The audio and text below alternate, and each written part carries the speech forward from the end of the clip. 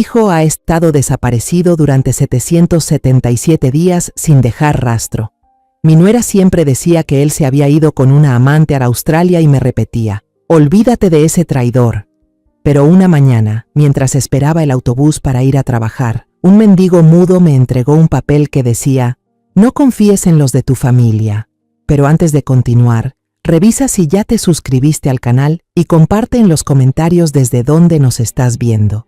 Nos encantaría saber hasta dónde llegan nuestras historias de venganza. Estoy parada en la parada de autobús de siempre. Hoy ya es el día 777 desde que mi hijo, Julián, desapareció. He contado cada día. Cada número es como una pequeña puñalada que corta una herida en mi corazón que nunca termina de sanar. De pronto, una silueta familiar se acercó lentamente. Era el mendigo que siempre veía acurrucado en la esquina. Estaba delgado, con la barba tan espesa que le cubría casi todo el rostro demacrado. Colgado del cuello llevaba un cartón arrugado, con una frase escrita con torpeza. Me llamo Matías. Soy mudo. Por favor, ayúdeme. El autobús número 24 se acercaba pesadamente desde el final de la calle. Cuando la gente empezó a moverse para subir, Matías se levantó de repente y caminó tambaleándose hacia mí. Su andar era inestable, como el de alguien ebrio. De pronto, tropezó y cayó de bruces hacia mí. Por reflejo, extendí los brazos para sostener su cuerpo delgado. Justo en ese breve momento de contacto, cuando su cuerpo se apoyó en el mío, su mano áspera me metió una bolita de papel arrugada en la palma abierta. La textura rugosa del papel me sobresaltó. Me sorprendí y saqué la billetera para darle unas monedas, pensando que era una forma extraña de pedir dinero. Pero no, Matías negó con la cabeza insistentemente. Sus ojos me miraban suplicantes, desesperados, y su dedo delgado apuntaba con firmeza al papel que yo sostenía. Confundida, abrí el papel. Unas palabras torcidas, escritas con apuro, como si las hubieran escrito en medio del miedo más profundo. No confíe en su familia. La sangre se me congeló. Me quedé paralizada. Levanté la vista para preguntar, pero Matías ya negaba con fuerza, señalando con ambas manos el cartel de mudo en su pecho, como recordándome, y sin decir ni una sola palabra, se perdió rápidamente entre la multitud que subía al autobús, desapareciendo tras la puerta que se cerró de golpe. El autobús arrancó, y yo me quedé allí, inmóvil en medio de la parada vacía, con la mano aún apretando ese trozo de papel liviano pero pesado como una piedra. Perdí ese autobús y tomé el siguiente, eligiendo sin rumbo un asiento junto a la ventana. El paisaje urbano pasaba borroso, pero mi mente ya no estaba ahí. La frase torcida en el papel era como un hechizo, hipnotizándome, llevándome de vuelta en el tiempo, muy atrás, el olor a desinfectante típico de hospital. El llanto agudo de un bebé. Yo estaba torpemente, pero con mucho cariño, sosteniendo en brazos a Camila, mi nieta. Era diminuta, rojita, pero para mí era el ángel más hermoso del mundo. Julián estaba al lado, con cara de agotado tras muchas noches sin dormir, pero sus ojos brillaban con una felicidad imposible de esconder. Me rodeó con un brazo, su abrazo cálido y firme, y me susurró al oído, «¿Ves, mamá? Ahora ya lo tienes todo. Un hijo exitoso, una nuera hermosa y una nietecita preciosa». En ese momento, su esposa, Valeria, acababa de volver del hospital hacía 2 días. Julián besó con ternura la frente suave de su hija. Luego se volvió hacia mí y me dijo que tenía que pasar por la oficina unas horas. Tengo que entregarle unos documentos a Andrea antes del viaje de negocios a Australia la próxima semana. Te prometo que vuelvo temprano para cenar con todos. Esa fue su última promesa. La cena abundante que preparé se enfrió sobre la mesa. El reloj marcó las 9, luego las 10. Llamé a Julián decenas de veces, pero solo escuché esos tonos largos y desesperantes, hasta que la llamada fue a parar al frío buzón de voz. Una inquietud, como una serpiente venenosa, empezó a apretar mi pecho. Caminaba de un lado al otro del salón, mis manos entrelazadas, pálidas. En cambio, Valeria permanecía en silencio.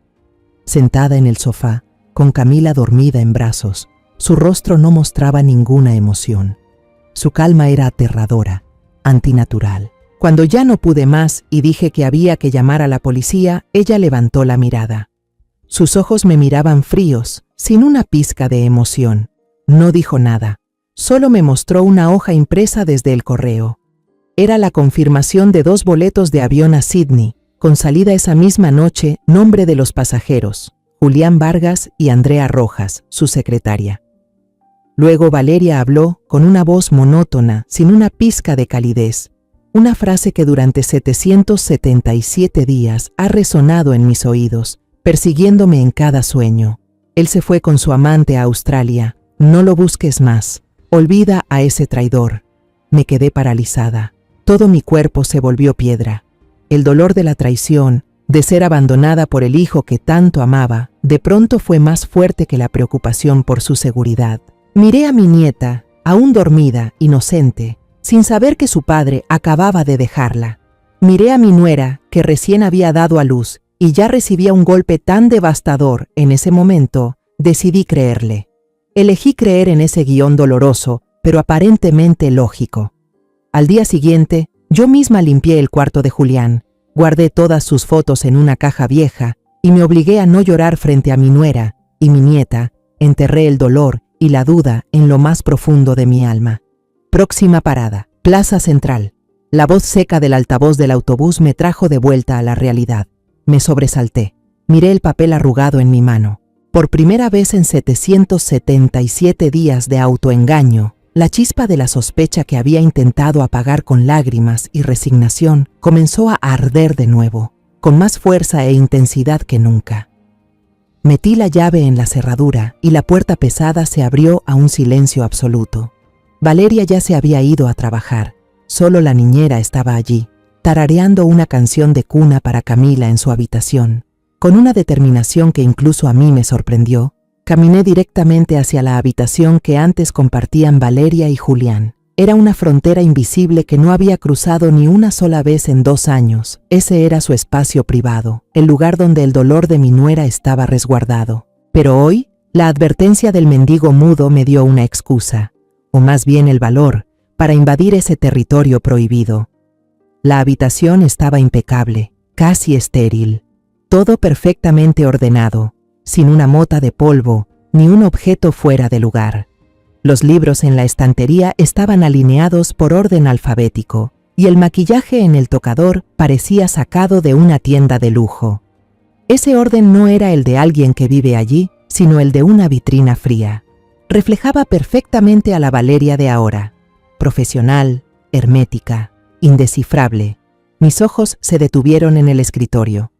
Entre los documentos perfectamente archivados, noté un pequeño cajón de madera con una cerradura independiente. Antes nunca le presté atención, pero ahora esa diminuta cerradura parecía retarme, como si guardara un secreto que yo debía conocer. Mi mano temblorosa se alzó, mis dedos rozaron el metal frío de la cerradura. ¿Qué debía hacer? ¿Forzarla? Justo en ese instante, un sonido agudo me sacó de mis pensamientos. Era el tono del celular de Valeria, que había dejado sobre el escritorio. El corazón me dio un vuelco. La pantalla se encendió, mostrando 2 palabras claras. Abogado Rivas. ¿Un abogado? ¿Por qué Valeria necesitaría un abogado? Aún no decidía qué hacer cuando el tono cesó. La pantalla se apagó, y el silencio volvió a apoderarse de la habitación.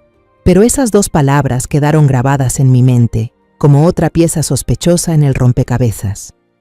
Por la tarde, Valeria volvió a casa. Entró con el porte de una comandante que regresa del frente, agotada pero con poder. Estaba hablando por teléfono, completamente en inglés, con una voz afilada y firme. Solo alcancé a captar palabras como contrato, plazo, no negociable. Esa no era la actitud de una esposa abandonada, destrozada por el dolor. Esta es una mujer que se levantó por sí sola, construyó una fortaleza sólida a su alrededor, una fortaleza que no deja que nadie mire dentro. Durante la cena, el ambiente era tan tenso que podía oír los latidos de mi propio corazón. Traté de actuar con normalidad, sirviéndole comida a Camila.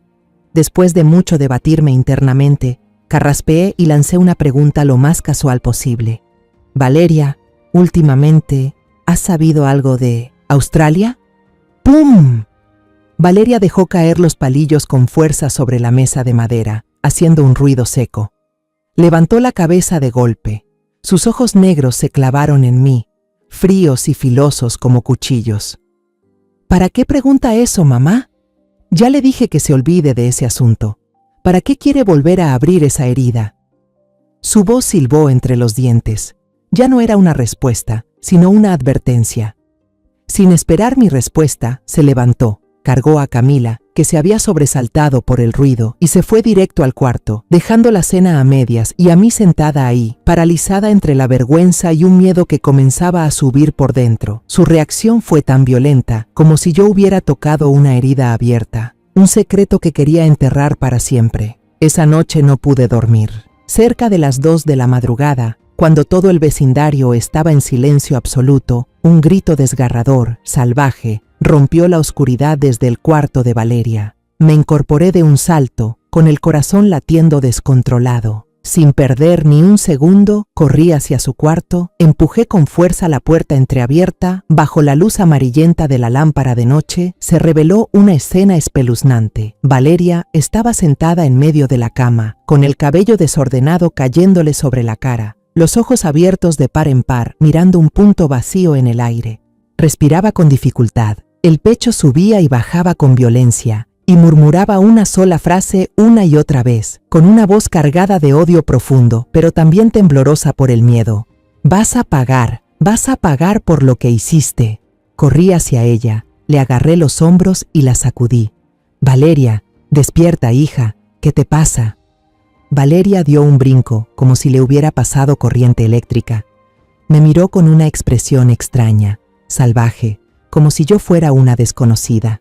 Tardó unos segundos en volver en sí y reconocerme. La locura en su mirada desapareció y fue reemplazada por confusión y pánico.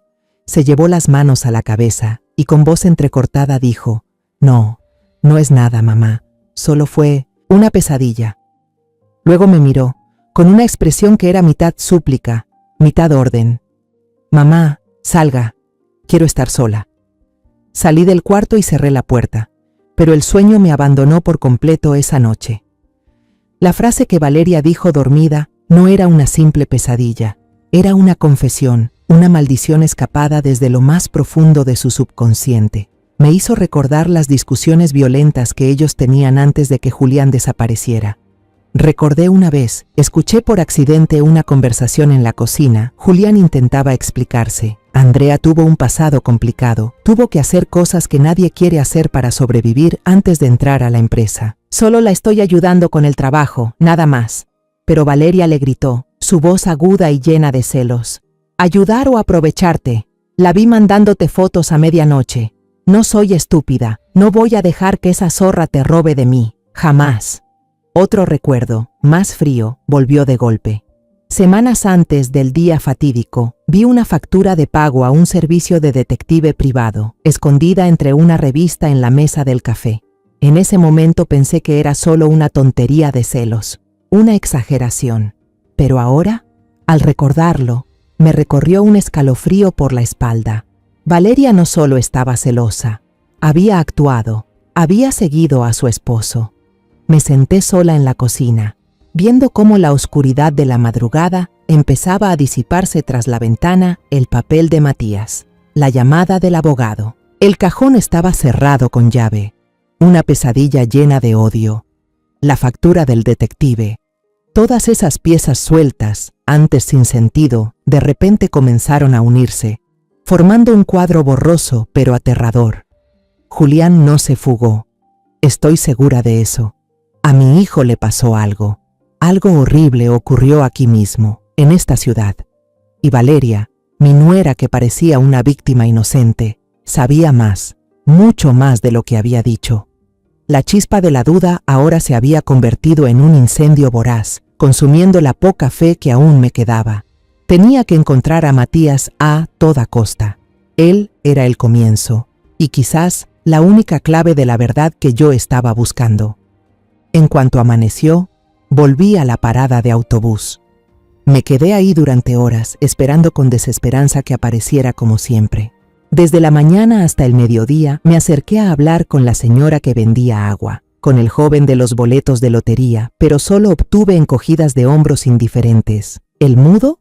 Se le ve de vez en cuando, no tiene un lugar fijo, señora. Cada respuesta era como un balde de agua fría sobre mi determinación. Por la tarde, empecé a ampliar la zona de búsqueda, caminando hacia los barrios cercanos, por callejones donde solían reunirse obreros pobres y personas sin hogar. Mis piernas estaban entumecidas, la garganta reseca, pero la imagen del papelito y la mirada suplicante de Matías no me dejaban parar. Finalmente, cuando el sol ya caía al oeste, una mujer amable que vendía verduras, al ver mi cara de angustia, me señaló hacia una iglesia vieja al final de la calle. En las noches dan sopa gratuita ahí, me dijo. Gente como él suele ir. Fui a toda prisa. En el patio amplio de la iglesia, una fila silenciosa de personas esperaba su turno. Entre las espaldas encorvadas por el peso de la vida, reconocí de inmediato la silueta delgada y familiar de Matías. Pero no estaba solo. A su lado iba un niño, flaquísimo, con ropa vieja pero limpia. Tenía los ojos grandes y brillantes y sostenía con cuidado un tazón de sopa caliente para su padre. Debía de ser su hijo. Al ver aquella escena, sentí una punzada en el pecho, mezcla de ternura y culpa. La advertencia de Matías no era un simple gesto de un desconocido, sino un acto arriesgado de un padre que intentaba proteger a su hijo. Contuve la emoción. Me acerqué a una fondita cercana y compré 2 cajas de comida caliente, bien servidas. Cuando me acerqué, Matías me reconoció de inmediato. Sus ojos mostraron primero sorpresa, luego una desconfianza intensa.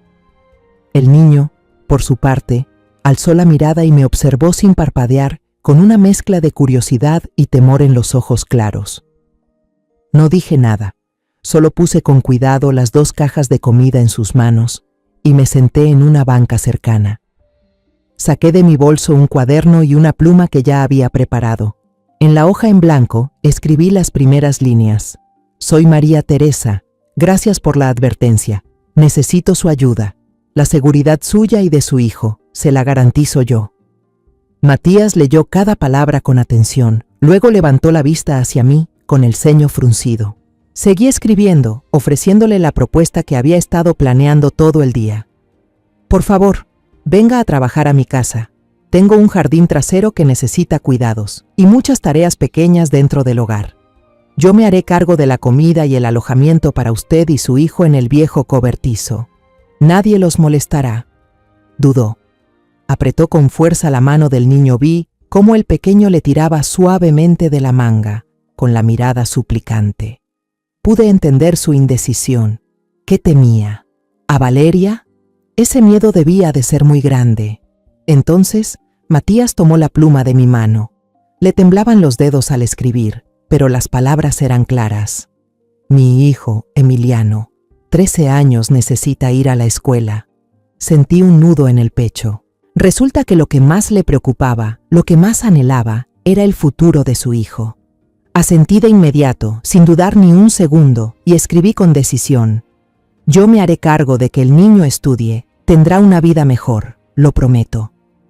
Al leer mis palabras, los ojos de Matías se llenaron de lágrimas.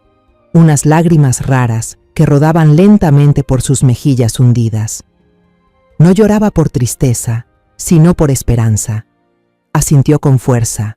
Con ese gesto me estaba confiando el destino de él y de su hijo. Llamé un taxi. Era la primera vez que Emiliano se subía a un coche. Tocaba con timidez el tapizado del asiento. Sus ojazos asombrados miraban todo lo que pasaba volando por la ventana. En el camino de regreso, mientras el coche se abría paso entre la multitud, reuní todo el valor y llamé a Valeria. Traté de controlar mi respiración, de mantener la voz lo más normal posible. Valeria, soy mamá. Acabo de encontrarme con un padre y su hijo en la calle, muy necesitados. Los invité a quedarse un tiempo en la bodega vieja del jardín y a ayudar con algunas cosas pequeñas. Me dieron mucha pena, no pude dejarlos así.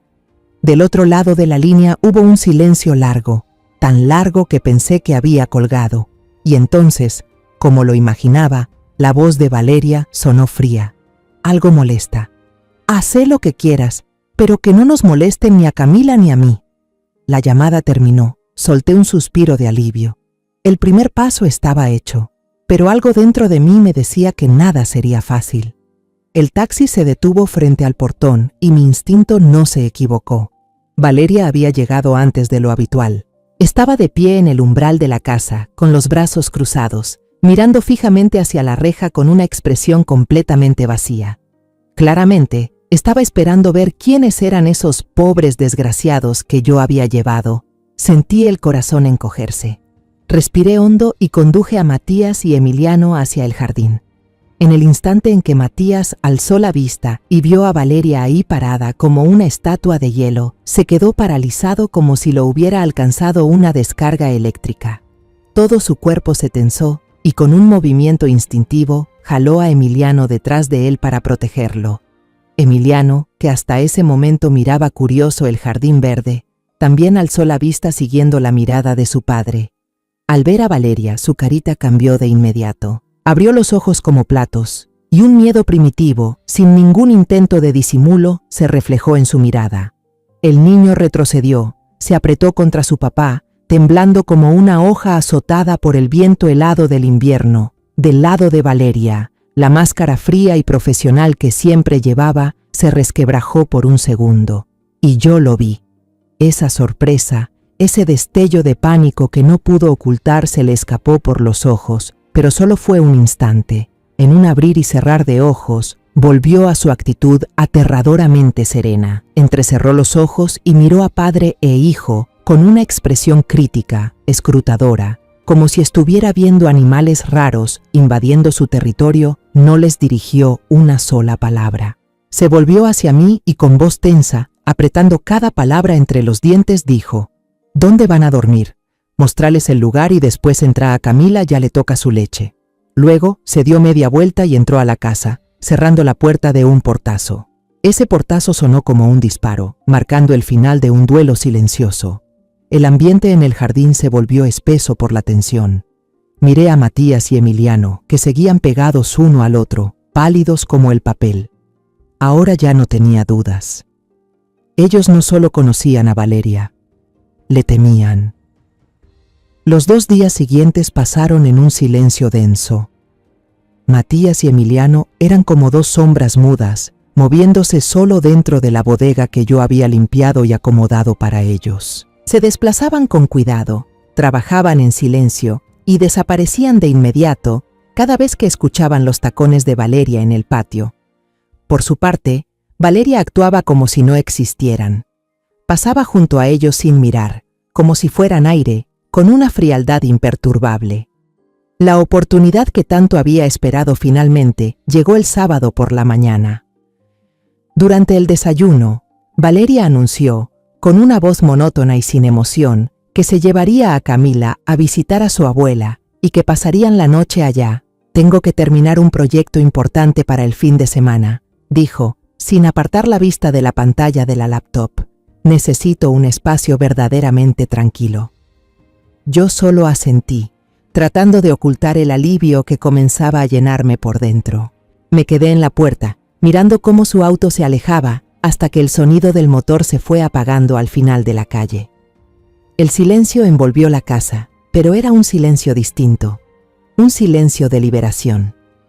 Sin perder un segundo, preparé una tetera de té de manzanilla bien caliente, la puse en una bandeja junto con unos pastelitos caseros y me fui directo al cobertizo del jardín. Matías y Emiliano estaban sentados afuera, en una vieja silla de madera. Al verme llegar, parecieron sobresaltarse un poco. Puse la bandeja sobre la mesita, sonreí con la mayor ternura posible. No tenía prisa, no iba al grano de inmediato. Me senté, serví té para los 3 y luego me volví hacia Emiliano. «Emiliano», comencé, «mañana voy a hacer el trámite para inscribirte en la escuela. ¿Cuál es tu materia favorita?» Al principio el niño estaba tímido, apenas murmuraba al responder. Pero cuando empecé a preguntarle sobre los libros que le gustaban, sobre videojuegos, sus ojos empezaron a brillar. La desconfianza fue desapareciendo poco a poco, dando paso a la inocencia propia de sus 13 años. Comenzó a contarme su sueño de convertirse en ingeniero en informática. Yo lo escuchaba, asentía, y sentía cómo el muro de hielo entre nosotros comenzaba a derretirse.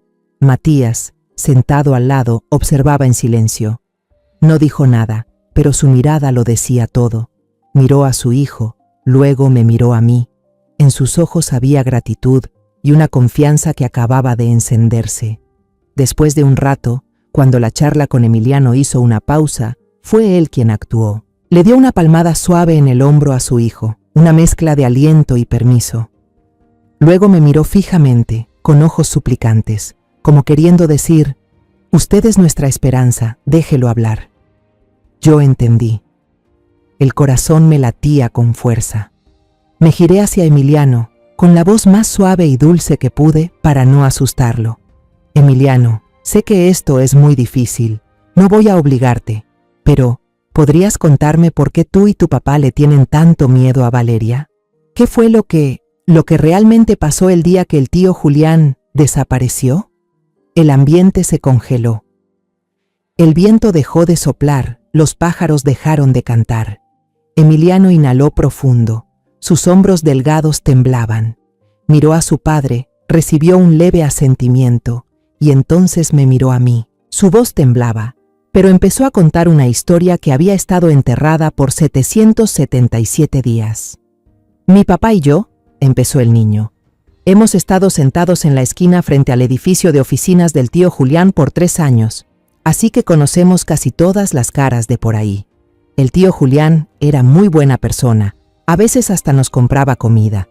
También conocemos a Valeria y a la secretaria que se llama Andrea. Me contó sobre las veces que Valeria fue a hacer escándalos a la oficina. La memoria de un niño es increíble. Repitió casi palabra por palabra los insultos venenosos que Valeria gritó en el lobby del edificio, dirigidos a Andrea. «Mujeres como tú solo saben vivir colgadas de los hombres, ni sueñes con robarme a mi marido». También habló de las veces en que Julián, con vergüenza, tenía que sacar a su esposa a rastras, tratando de explicarle algo sin éxito, con su cara amable llena de angustia. «Lo recuerdo muy bien ese día», continuó Emiliano, con la voz cada vez más baja, «porque estaba lloviznando. Vi a Valeria bajarse de un taxi, tenía la cara llena de furia, daba mucho miedo. Alcancé a oír cuando le dijo al guardia de la entrada que sabía que su esposo y esa tipa estaban planeando escaparse juntos esa noche. Yo contuve la respiración. Cada palabra del niño era como una aguja perforando mis tímpanos. Contó que, unos 5 minutos después de que Valeria subiera por el ascensor, él estaba refugiándose de la lluvia bajo el alero del edificio de enfrente cuando miró hacia el piso 15. Donde siempre se quedaba encendida la luz de la oficina de Julián hasta tarde. La cortina no estaba completamente cerrada, dijo Emiliano con una voz entrecortada y llena de angustia. Quedaba un espacio abierto. Vi la sombra del tío Julián y la de una mujer. Ella llevaba un abrigo oscuro, igualito al que traía la tía Valeria cuando salió del taxi. Parecían estar discutiendo muy fuerte. Y luego, el niño titubeó. Los ojos abiertos de par en par, llenos de lágrimas, como si reviviera ese instante espantoso. La sombra de la mujer levantó el brazo, susurró el niño. Se movía arriba y abajo, muy rápido, muchas veces.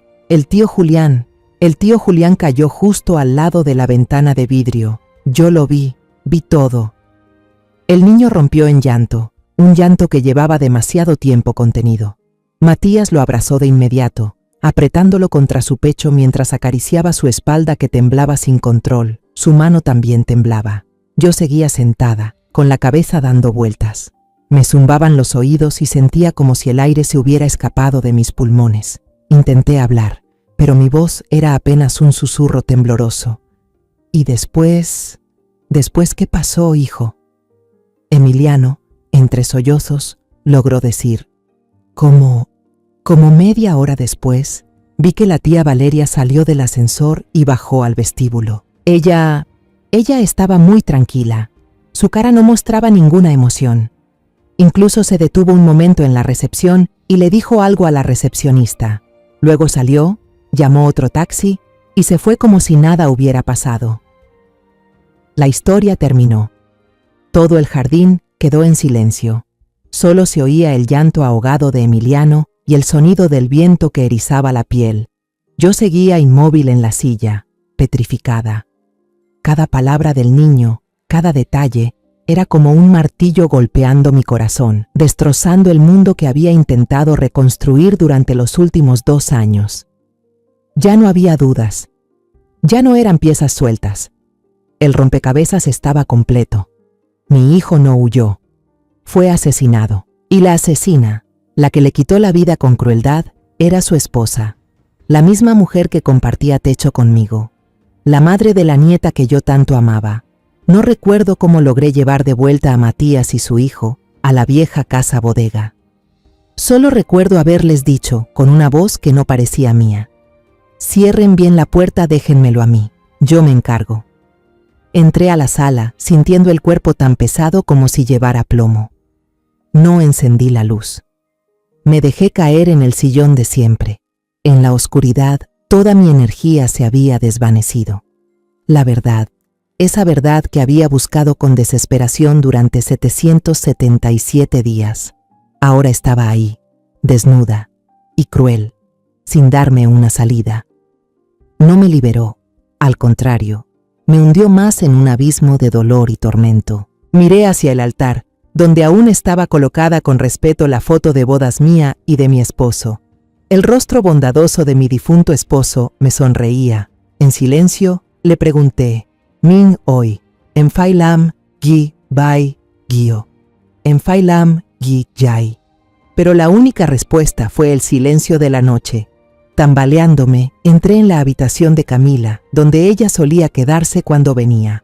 Me dejé caer junto a la cuna vacía, con la mano temblorosa acariciando el peluche desgastado. El olor dulzón a leche de mi nieta aún flotaba en el aire. En mi mente se proyectaba una película desordenada y confusa. La imagen de Camila riendo a carcajadas, tan pura como un ángel. El rostro inexpresivo y helado de Valeria en la cena. Y luego, la imagen de Julián cayendo en el relato lleno de lágrimas de Emiliano. Esas 3 imágenes se mezclaban, se cruzaban, torturaban mi mente. Una lucha feroz se desataba dentro de mí. Si desenmascaro a Valeria, le haré justicia a Julián. Pero, ¿cuál es el precio a pagar? Mi pequeña nieta, Camila, crecerá cargando el estigma de ser la hija de una criminal. Toda su vida estará marcada por la culpa de su madre. Pero si guardo silencio, si entierro esta verdad para proteger el futuro de mi nieta, entonces el alma de mi hijo jamás descansará en paz. Mi hijo seguirá siendo recordado como un traidor, como un hombre que abandonó a su esposa y a su hija. Yo no puedo soportar eso. En los momentos que parecen más silenciosos, el dolor grita más fuerte. Y si quieres escuchar esas voces por completo, sigue acompañando a Historias que Duelen y a mi historia. Me senté en la oscuridad hasta que los primeros rayos del amanecer entraron por la ventana. Casi al amanecer, después de una noche en vela, tomé mi decisión, una decisión dolorosa, pero firme. La justicia para los que ya no están debe ser prioridad. No puedo permitir que un monstruo disfrazado de madre siga criando a mi nieta. Prefiero que Camila crezca sabiendo una verdad dolorosa, a que viva rodeada de mentiras y de un alma corrompida. Esperé hasta las 8 en punto. Cuando estaba segura de que Valeria aún no había vuelto, fui al jardín trasero y toqué la puerta del cobertizo. Emiliano abrió, con los ojos todavía hinchados. Traté de mantener mi voz lo más serena posible, sin dejar escapar la tormenta que me rugía por dentro. Emiliano, ¿puedes venir conmigo a un lugar? No tengas miedo, solo necesitas contar la verdad una vez más. Te prometo que estaré a tu lado. Emiliano retrocedió asustado, pero al ver la determinación inquebrantable en mis ojos, dudó un momento y luego asintió. Matías estaba detrás de él, sujetándole fuerte la mano, con una mirada que mezclaba angustia absoluta y confianza total en mí.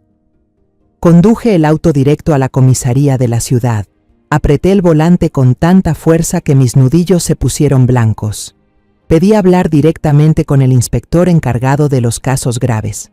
Al principio, el policía de guardia parecía dudar, pero cuando hablé con voz firme y clara: esto está relacionado con la desaparición de mi hijo, Julián Vargas, hace 2 años. Su actitud cambió de inmediato. Nos llevaron a una sala de interrogatorio privada. Un rato después, un inspector de edad avanzada, Con rostro curtido por la experiencia, se presentó como Morales y entró.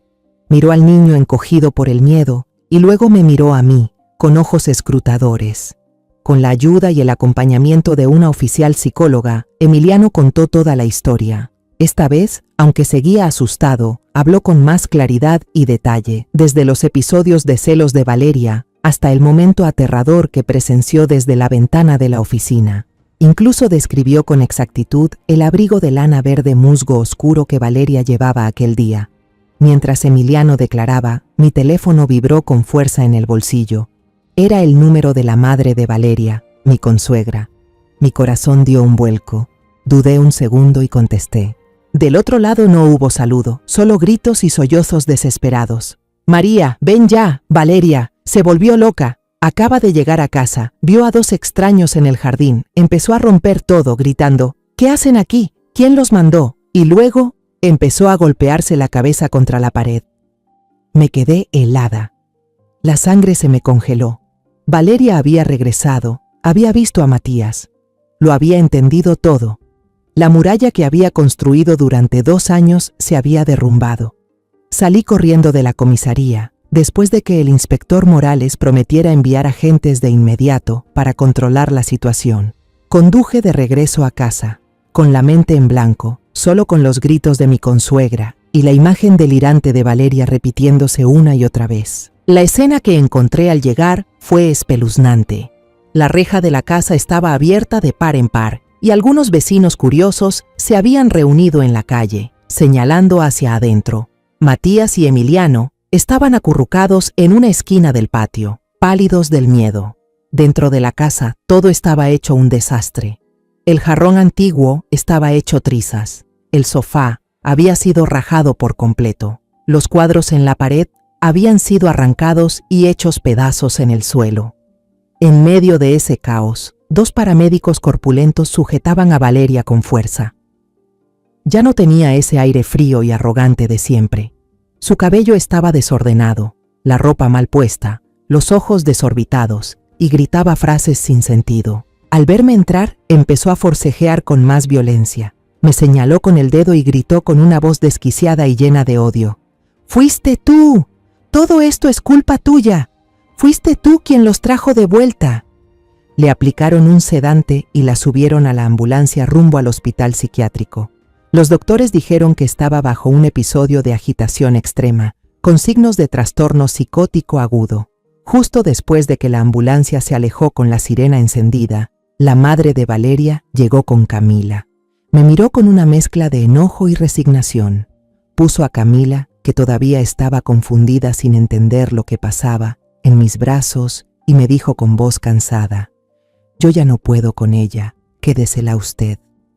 Aquella noche recibí los papeles temporales de custodia de mi nieta. La abracé, dormida profundamente entre mis brazos, sentada en medio de una casa destrozada y fría. La tormenta había llegado de verdad y se había llevado todo a su paso, dejando solo cenizas y un futuro incierto. A la mañana siguiente, nuestra casa fue acordonada con cintas amarillas de la policía. Un equipo forense con trajes blancos entró, y el lugar que antes llamaba hogar se convirtió en una escena de crimen helada. Revisaron cada rincón con detalle, levantaron alfombras, iluminaron cada grieta. Se enfocaron especialmente en el cuarto de Valeria y el antiguo despacho de Julián. Yo solo podía mirar desde lejos, sintiéndome una extraña en mi propia casa, mientras empacaban la computadora, teléfonos, diarios y cajas llenas de documentos de trabajo de Valeria en cajas selladas. Luego me llevaron a la estación para tomar una declaración oficial. Sentada en una sala gris de interrogatorio, relaté todo de forma casi automática. La tensión creciente entre Julián y Valeria, la existencia de la secretaria Andrea, la pesadilla, la factura del detective. Cada palabra que decía era como abrir una herida, exponiendo las tragedias íntimas de mi familia. Ante extraños, Emiliano también fue llevado a declarar nuevamente, esta vez con la presencia de un abogado y un psicólogo infantil. El niño dibujó el plano de la casa y su posición con una precisión asombrosa. Vi en sus ojos jóvenes una determinación firme, una necesidad de hacer justicia por su tío Julián Bueno. Los primeros días pasaron con una esperanza frágil. Yo creía que con el testimonio del pequeño testigo, la policía descubriría la verdad pronto. Unos días después, el inspector Morales me llamó a su oficina para darme novedades. Fui con el corazón acelerado, esperando un gran avance.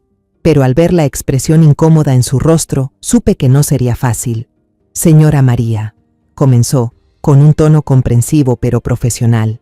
Creemos en el testimonio del niño Emiliano. Su relato encaja perfectamente con las contradicciones que usted nos contó. El motivo de Valeria es claro, pero tenemos un problema legal muy serio. Sentí cómo se me hundía el corazón. Él explicó que el testimonio de un testigo de apenas 13 años, que además presenció los hechos desde lejos, a través de una ventana de vidrio y en medio de una llovizna, sería muy fácil de desacreditar por el abogado defensor. Ante el tribunal dirán que el niño fue influenciado por las peleas que había presenciado anteriormente, que todo es producto de la imaginación de un menor. Revisamos todas las cámaras de seguridad del edificio ese día. Continuó. El video solo muestra a la señorita Valeria entrando y saliendo. Permaneció en el edificio unos 45 minutos. No se registró ninguna escena inusual. Luego mencionó lo más importante, una verdad dura como un mazo golpeando de lleno mi esperanza. Hemos excavado en el jardín de su casa, inspeccionado minuciosamente el coche de la señorita Valeria. Incluso usamos detectores de metales y perros entrenados. Señora, no encontramos ni un solo rastro significativo, ni un arma, y lo más importante, no hallamos ningún cuerpo. Tiene que entender que no podemos acusar a alguien de intento de homicidio si no hay pruebas fehacientes de una muerte. Semana tras semana, el caso se estancó. La historia de mi familia se filtró, apareció en los periódicos, generó revuelo durante un tiempo con titulares sensacionalistas, pero pronto fue olvidada, sustituida por otras noticias más recientes. El abogado de la familia de Valeria empezó a contraatacar. Presentaron una denuncia, alegando que la policía estaba difamando y dañando la reputación de una mujer que sufría un grave trastorno mental. Convirtieron a Valeria de sospechosa en víctima, una esposa desgraciada que enloqueció por el dolor de la traición de su marido. Yo vivía en una espera interminable, una espera más dolorosa que la pérdida misma. Cada mañana, lo primero que hacía al despertar era revisar el teléfono, con la esperanza de encontrar una llamada del inspector Morales, una noticia nueva, por más pequeña que fuera, pero el teléfono seguía en silencio. Mi fe en la justicia comenzaba a tambalearse, a desmoronarse. Había sacrificado la última paz de mi familia, internado a mi nuera en un hospital, convertido a mi nieta en una niña huérfana. Lo aposté todo, y a cambio solo obtuve un callejón sin salida. En el hospital, la situación de Valeria no mejoraba. Rechazaba comunicarse con todos, incluso con sus propios padres. Solo se sentaba acurrucada en una esquina del cuarto, con la mirada vacía fija en la pared blanca. A veces, por las noches, gritaba aterrorizada, pero nadie entendía lo que decía. Los médicos dijeron que era un trastorno de estrés postraumático extremo, pero no sabían cuál era la causa real. Un mes después de mi visita a la comisaría, el inspector Morales me volvió a llamar. Esta vez, su rostro lucía cansado y algo derrotado. Dijo que habían hecho todo lo que podían. Rastrearon a la secretaria Andrea. La última información confirmaba que había abordado un vuelo hacia Sydney según el itinerario previsto, ingresado legalmente al país y luego desaparecido sin dejar rastro en Australia. Esta desaparición, irónicamente, solo reforzaba la hipótesis de que ambos habían huido juntos, debilitando aún más el supuesto motivo de Valeria para cometer un crimen, según los investigadores. Finalmente, me comunicó una decisión que yo ya presentía. Señora María, lo lamentamos mucho. Debido a la falta de pruebas concluyentes, tendremos que suspender temporalmente la investigación activa de este caso. El expediente no se cerrará, pero no podemos seguir destinando recursos a una investigación sin avances. Sin embargo, añadió, como último consuelo, anunciaremos una recompensa importante para cualquier persona que proporcione información que lleve al hallazgo del cuerpo del señor Julián o de la señorita Andrea. Salí de la estación de policía sintiendo que el suelo bajo mis pies se desmoronaba. Esa recompensa no era una señal de esperanza, era una admisión de derrota.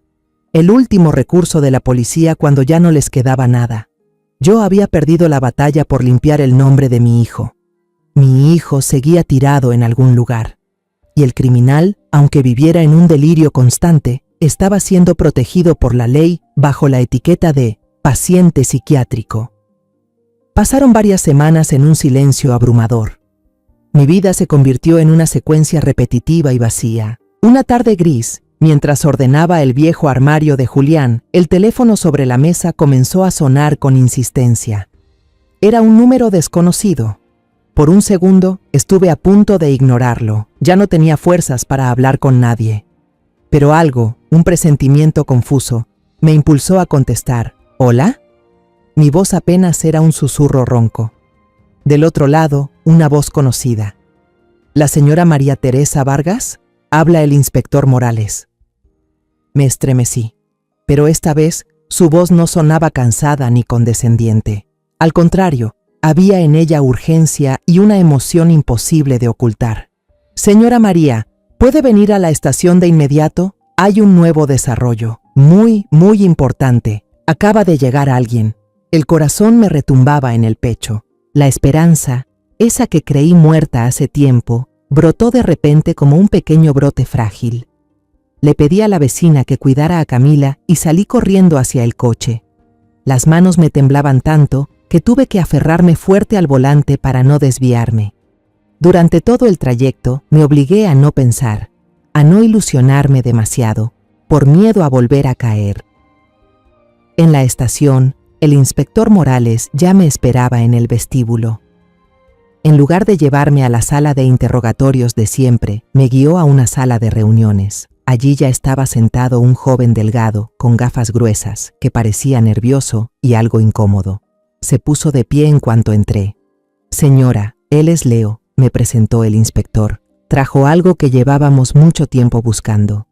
El joven se presentó como programador. Comenzó a relatar su historia con voz temblorosa, pero clara. 2 años atrás, cuando aún era estudiante de último año, vivía en el edificio justo enfrente de la empresa de Julián. Estaba desarrollando un proyecto complejo sobre tecnología de reconocimiento de movimiento y había programado una pequeña cámara de seguridad en el balcón de su departamento para grabar automáticamente todo lo que sucedía en las ventanas del edificio de enfrente y guardarlo en un disco duro externo.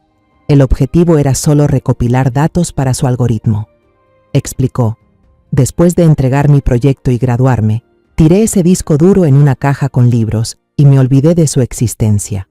La semana pasada, al empacar mis cosas para mudarme, pensé en vender algunos discos duros viejos al fierro viejo. Lo conecté a la computadora con la idea de borrar todo por seguridad, cuando de pronto vi en internet la noticia sobre la gran recompensa que ofrecía la policía por el caso de su hijo.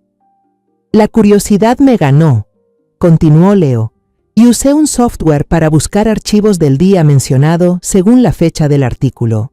Y lo encontré, un video de casi 1 hora de duración. El inspector Morales hizo una señal a un técnico. Apagaron las luces de la sala. En la gran pantalla de la pared apareció la grabación de la cámara de Leo. La calidad del video no era perfecta, algo borrosa por la lluvia y el ángulo inclinado desde arriba, pero lo suficiente para ver dentro de la oficina iluminada de Julián a través de una gran ventana. La sala contuvo la respiración. Vi a mi hijo, Julián, de pie, hablando con una mujer. Ella estaba de espaldas a la cámara, vestía un abrigo oscuro.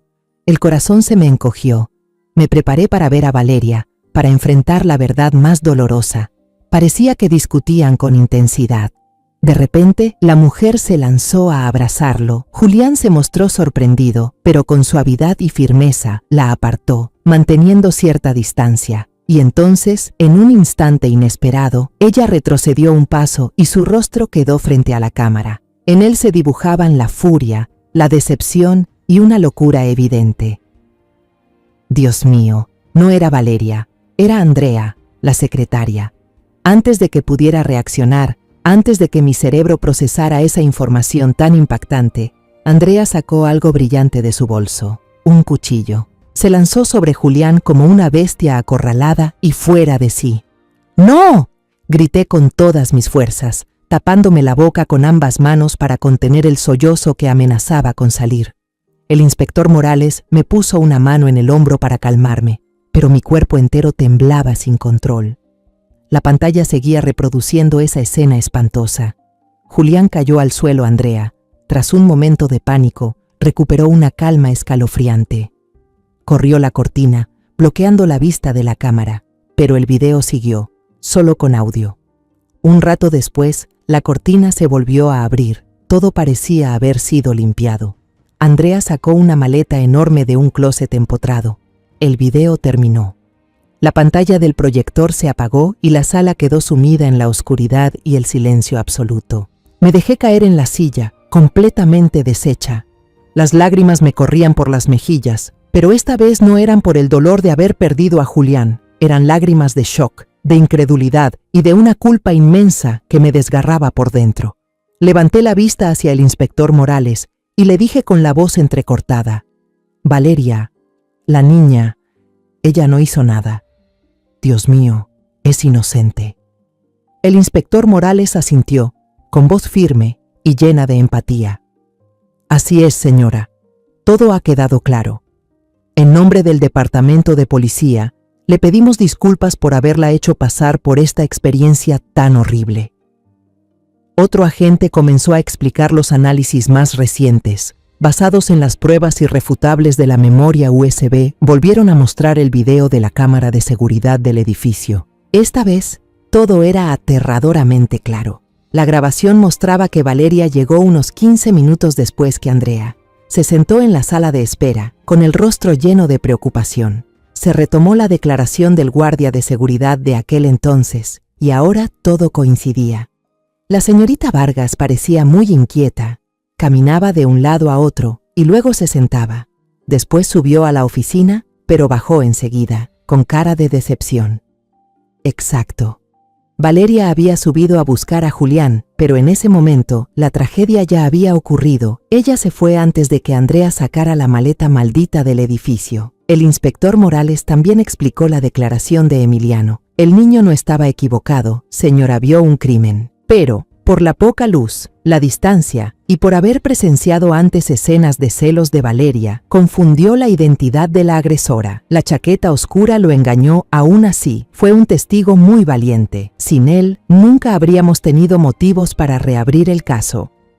Todo el plan macabro de Andrea quedó al descubierto ante mis ojos. Ella lo había planeado todo con meticulosidad. Aprovechó el viaje de trabajo que Julián ya tenía programado y lo usó como coartada perfecta. Deshacerse del cuerpo de Julián metiéndolo en una maleta fue una jugada brutal y aterradoramente inteligente. Ningún guardia, nadie, sospecharía de una secretaria empujando con esmero la maleta de su jefe rumbo al aeropuerto. Andrea incluso creó una coartada falsa, usando el teléfono de Julián para enviarle un último mensaje seco a Valeria que decía: «Me voy», reforzando así la historia del supuesto abandono que ella había inventado. Rastrearon el historial de vuelos. Andrea había comprado pasajes para ambos con destino a Australia, pero nunca subió a ese avión. En su lugar, usó un pasaporte falso y voló desde un pequeño aeropuerto de otra ciudad rumbo a Panamá. Ella había borrado todas las huellas de forma profesional. Inmediatamente se inició una búsqueda a nivel internacional. La imagen de Andrea Rojas fue enviada a Interpol. Se emitió una notificación roja, el nivel más alto de búsqueda internacional. Su rostro hermoso, pero lleno de maldad, apareció en todos los noticieros. Días después, la historia explotó en los medios. Los titulares decían: «Giro inesperado en el caso del CEO desaparecido. La verdadera culpable es la secretaria fugada». Las fotos de Andrea y Valeria aparecían una al lado de la otra en todos los periódicos. Mi familia, que antes era vista como la de la sospechosa, de repente se convirtió en la víctima de una tragedia dolorosa y complicada. Los susurros y las miradas sospechosas de los vecinos ahora se habían convertido en miradas de compasión, pero eso no me hacía sentir mejor. Durante esos días de espera angustiante, vivía atormentada por el remordimiento. El dolor de perder a mi hijo se mezclaba con la culpa de haber acusado injustamente a mi nuera. ¿Qué he hecho? Fui yo, con mis dudas, quien la empujó al hospital, quien le arrebató los últimos días de su inocencia. Fui al hospital psiquiátrico a visitar a Valeria. Ella seguía allí, sentada en la silla junto a la ventana, ajena al mundo. Su cabello estaba corto, la bata de paciente le quedaba enorme, haciendo que se viera aún más frágil. Me senté en la silla a su lado, temblando al tomar su mano helada. Por primera vez le conté todo, aunque no sabía si me escuchaba o si entendía. Valeria, soy yo, tu suegra. Comencé con la voz entrecortada. Yo, lo siento, me equivoqué, hija. Julián no te traicionó. Nunca lo hizo.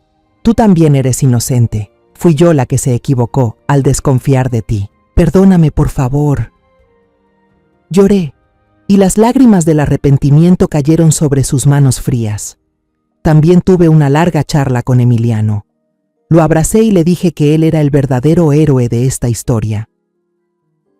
Si no fuera por tu valentía, Emiliano, este caso habría quedado cerrado para siempre. El tío Julián habría sido recordado como un traidor. No tienes ninguna culpa, hijo. Tú fuiste quien trajo la verdad a la luz. Pasaron 6 largos meses. La vida poco a poco encontró un nuevo ritmo, una especie de paz falsa, mientras esperábamos noticias de la policía. Camila ya se había acostumbrado a vivir conmigo, y Emiliano el niño se mostraba más alegre, con el porte de un hermano mayor que siempre protegía a su hermanita. Hasta que una mañana, mientras leía cuentos con Camila en el jardín, sonó el teléfono. Era el inspector Morales. Mi corazón volvió a latir con fuerza. Señora María. Su voz al otro lado de la línea sonaba satisfecha y aliviada. La atrapamos. La policía de Panamá, con apoyo de Interpol, arrestó a Andrea Rojas en un pequeño pueblo cerca de la frontera con Colombia. Vivía con una identidad falsa, trabajando en un bar. La red se cerró. Andrea fue extraditada al país en medio de una nube de periodistas. Su imagen bajando del avión de la policía, esposada, apareció en todos los noticieros. Se veía delgada, demacrada, con el cabello corto y mal cortado, los ojos vacíos mirando a la cámara sin ninguna emoción. Ya no era esa mujer segura y astuta, con la sonrisa profesional que solía verse en las fotos con los empleados de la empresa. El tiempo y la culpa lo habían devorado todo, dejando solo un cascarón vacío. En el primer interrogatorio, al enfrentarse con el video irrefutable de la memoria USB de Leo, el último muro de defensa de Andrea se vino abajo, ya no negó más. No volvió a mentir ni a dar rodeos. Ella confesó todos sus actos con una tranquilidad escalofriante. Lo primero que el inspector Morales le pidió fue la ubicación del cuerpo de mi hijo. Con una voz monótona, sin mostrar emoción alguna, Andrea dibujó un mapa burdo en una hoja de papel, señalando un terreno baldío cerca del río, donde la gente suele tirar escombros de construcción. Enterré la maleta ahí, debajo de un montón de ladrillos rotos, dijo, como si estuviera dando indicaciones para llegar a un lugar cualquiera. El inspector Morales me llamó por teléfono para informarme y preguntarme si quería ir al lugar. Rechacé la propuesta de inmediato. No quería ver a mi hijo en esas condiciones, no quería que la última imagen de Julián fuera una escena tan desgarradora. Esa tarde no me moví de casa. Abracé con fuerza a Camila y recé en silencio. Matías y Emiliano también se sentaron a mi lado en completo silencio, sin separarse de mí ni un momento. Su presencia fue un consuelo silencioso por el que me sentí profundamente agradecida. Al caer la noche, el inspector Morales volvió a llamar. Su voz se tornó grave, con una mezcla de alivio y profundo pesar. Lo encontramos, señora. Le damos nuestras más sinceras condolencias. Al día siguiente, enfrenté el momento más doloroso en la vida de una madre. Fui al depósito de cadáveres para realizar el reconocimiento. Aunque ya me había mentalizado, cuando el forense levantó lentamente la sábana blanca, mis piernas se rindieron. El tiempo y la tierra habían destruido muchas cosas, pero aún así reconocí a mi hijo. Lo reconocí por el anillo de bodas de platino que nunca se quitaba. Era el anillo que Valeria le puso el día de su boda, símbolo de un amor que él protegió con su propia vida. Lloré hasta quedarme sin lágrimas. Lloré por los 777 días en que mi hijo yació solo bajo la tierra fría. Lloré porque al fin se le había devuelto su inocencia. Unos meses después, se llevó a cabo el juicio de Andrea. Estuve sentada en la primera fila, la destinada a la familia de la víctima. Quería mirar de frente a la mujer que destruyó a mi familia. Quería oír de su propia boca toda la verdad. El fiscal presentó en detalle todo el proceso del crimen, desde la preparación del arma, el plan meticuloso para deshacerse del cuerpo, hasta la manera cruel en que creó una coartada falsa para culpar a otra persona. La sala del tribunal quedó en completo silencio. Al ser interrogada sobre su motivación, Andrea comenzó a declarar. Su voz ya no era indiferente, ahora rebosaba de amargura y odio. Contó sobre su pasado difícil, sobre los trabajos poco dignos que tuvo que hacer para sobrevivir. Julián fue el primero en darle una oportunidad real. La trató con respeto y amabilidad, algo que nunca antes había experimentado. Esa amabilidad, lamentablemente, ella la confundió con amor. En ella surgió un sentimiento ciego, una necesidad enfermiza de posesión.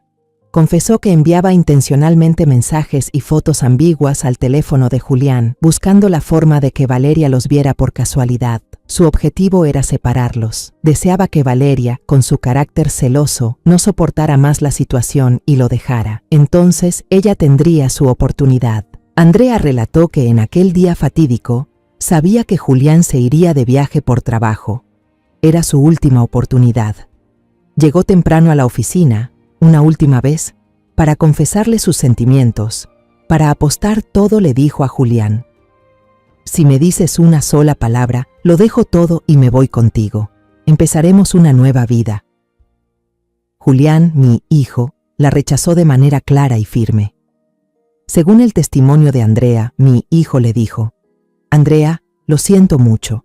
Solo te veo como una colega, como una hermana menor. Amo a mi esposa y a mi hija más que a nada en este mundo. Por favor, no vuelvas a meterte en mi familia. Esa frase, una frase llena de responsabilidad y amor de un esposo, de un padre, fue precisamente la gota que derramó el vaso. El rechazo rotundo convirtió el amor ciego de Andrea en un odio desquiciado. Si yo no puedo tenerlo, gritó ella en el tribunal, con los ojos desorbitados.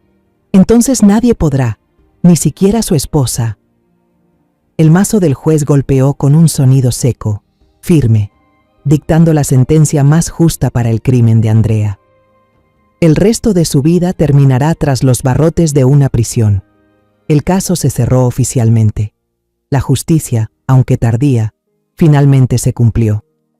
Pero eso no podía devolverme a mi hijo. Salí del tribunal y levanté la mirada hacia el cielo azul. Por primera vez en más de 2 años, sentí el pecho ligero, como si me hubieran quitado una roca de encima. El dolor por la pérdida de mi hijo seguía ahí, punzante, pero junto a él había una paz extraña. Ya podía decirle a Julián, aunque fuera solo en mi interior: hijo, ya puedes descansar en paz. Todos saben que eras inocente. Mamá está orgullosa de ti. Después del juicio, la vida de mi familia no volvió de inmediato a la normalidad, porque esa normalidad ya no existía. En cambio, empezamos a construir una nueva normalidad sobre los escombros. El jardín detrás de la casa, donde una vez fueron testigos de enfrentamientos silenciosos, volvió a florecer. Bajo las manos dedicadas de Matías, los rosales comenzaron a echar flores, y la enredadera de flor de yuca volvió a perfumar las noches. El jardín se convirtió en un símbolo del renacer de mi familia. Después de pensarlo con cuidado y con el consentimiento de Matías, hice los trámites para adoptar oficialmente a Emiliano como nieto. Ese niño merecía tener una familia, un futuro brillante. Ahora, Emiliano ya no es el niño tímido y asustado de antes. Al poder ir a la escuela y vivir rodeado de cariño, renació. Es un estudiante excelente, sobre todo en las materias científicas, y se convirtió en un verdadero hermano mayor, siempre cuidando y protegiendo a Camila. Cada tarde, suelo sentarme en el columpio del porche, viendo a los 2 niños jugar y correr por el césped. Sus risas claras, los gritos de «Emiliano, espérame» y Camila, cuidado que te caes. Se mezclan y se convierten en el sonido más hermoso del mundo. Esa risa es como un bálsamo que sana mi alma, llenando los vacíos inmensos que dejó la tragedia. Ellos son el futuro, la esperanza, la razón por la que sigo adelante. Que la verdad saliera a la luz también tuvo un impacto positivo en el tratamiento de Valeria. Saber que su esposo nunca la traicionó y que ella era completamente inocente le quitó el mayor peso psicológico que había cargado durante más de 2 años. El muro de hielo que había construido a su alrededor empezó a derretirse. Cada fin de semana, yo, Emiliano y Camila íbamos juntos al hospital a visitar a Valeria. Al principio, ella solo nos miraba en silencio, con la mirada aún perdida, pero poco a poco empezó a sonreír al ver a Camila contar historias de la guardería con su vocecita. Luego comenzó a hacer preguntas, cortas pero llenas de avance. Emiliano, ¿vas bien en la escuela? ¿Camila se porta bien en casa, mamá? Un día, cuando Emiliano y Camila estaban jugando en el jardín del hospital y quedamos solas en la habitación, Valeria de pronto tomó mi mano. Sus ojos estaban llenos de lágrimas. Me miró fijamente. Mamá, lo siento, por todo. Yo negué con la cabeza y la abracé por los hombros. La que debe pedir perdón soy yo. No confié lo suficiente en ti ni en Julián. Olvidemos el pasado juntas y empecemos de nuevo, ¿sí, hija?